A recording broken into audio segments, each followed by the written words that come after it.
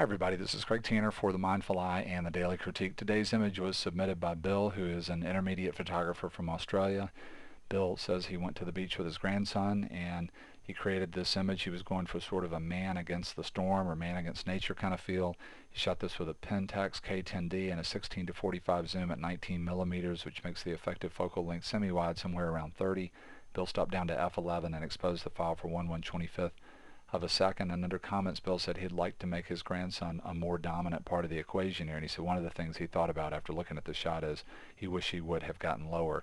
So let's get into it here. I love the concept, and I think Bill's pulling it off really well here. He's got a very dramatic storm-like kind of sky to be sort of the character in the story in the background. Very beautiful. I love the framing. I love the way the beams of light are fanning out.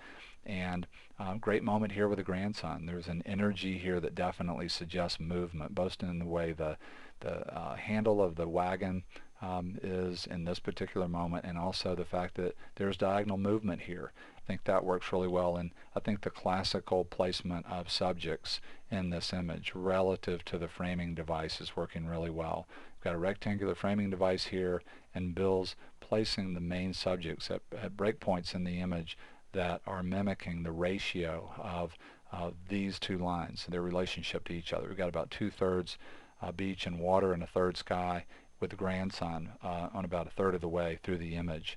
I think that works really well.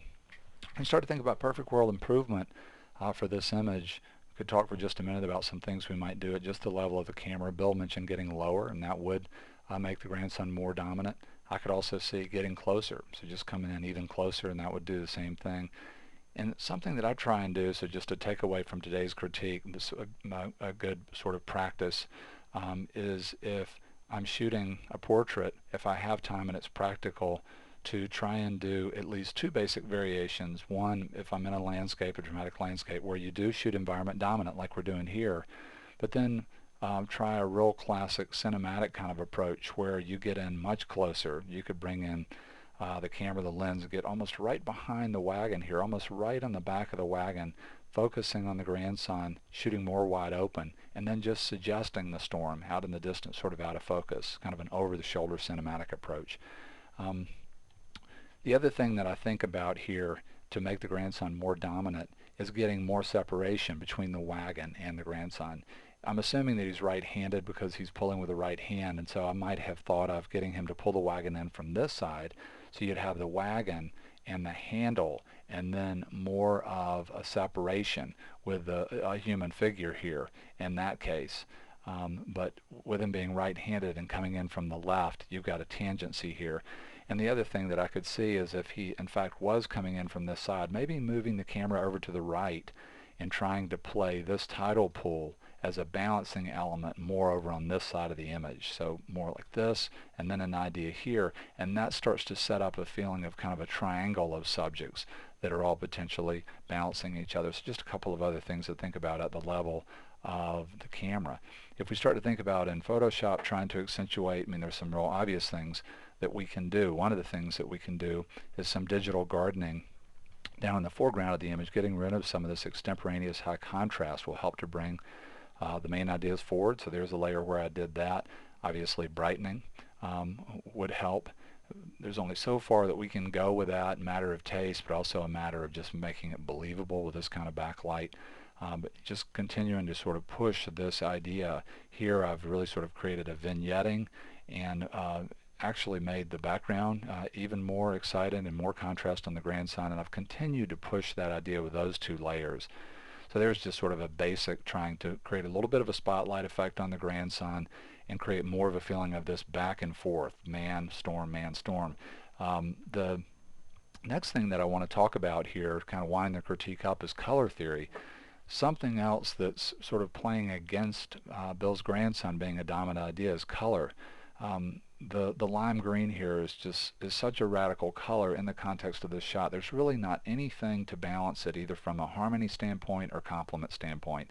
And then when you add this real bright yellow to it, what starts to happen is that instead of sort of an archetypal idea, a human being kind of working in the environment with a prop, you now have parts of this concept becoming their own subject. The clothes now become a subject that's actually separate from the archetype of just human form, and parts of the wagon start to become subjects relative to the idea of overall wagon. And we could play around with color, and here I just did select color range and selected the yellow and selected the green and just played with a hue slider to try and create more of a harmony or complement of color that can make this idea more of a simple archetypal standalone idea in the image.